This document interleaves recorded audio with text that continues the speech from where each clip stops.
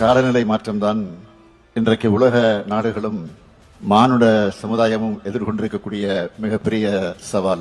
அதனால்தான் இது பற்றிய விழிப்புணர்வை தொடர்ந்து ஏற்படுத்தி வருகிறோம். இந்த விழிப்புணர்வு ஏற்படுத்துறதோட அதை எதிர்கொள்வதற்கான பல்வேறு நடவடிக்கைகளையும் தொடர்ந்து எடுத்துக் கொண்டிருக்கிறோம்.